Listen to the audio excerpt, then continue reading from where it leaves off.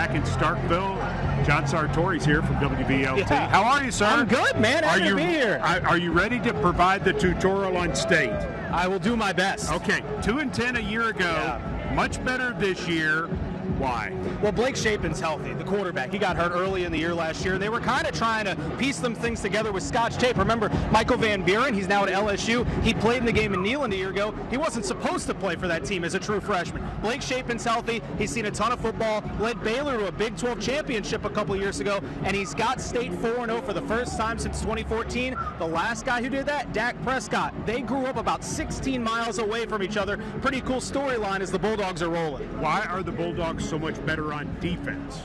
Well, they're experienced, and you have a Mississippi State defense that plays to their strengths, very similar to Tennessee. Tennessee likes to get after the passer, and Mississippi State gets teams off the field on third down. They are a top 30 team nationally in getting teams to not convert third downs. That goes a long way to having a good defense. Back to offense, we've been talking about Fluff Bothwell, we've been talking about Devon Booth, we've talked about Brennan Thompson and Anthony Evans at wide receiver, but Zico Traore is a tight end that a lot of people are so interested in.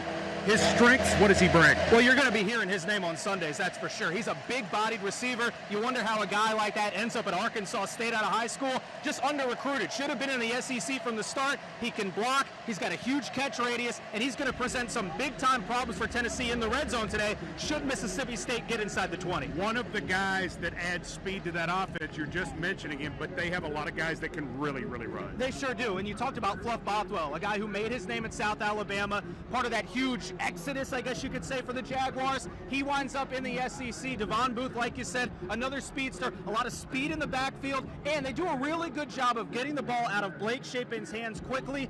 Don't allow that Tennessee pass rush and other teams' pass rushes to get to Shapen. That's been a big reason why they've had success too. Good stuff. Thanks for joining us. Absolutely. Thanks for having me, Mike. Again,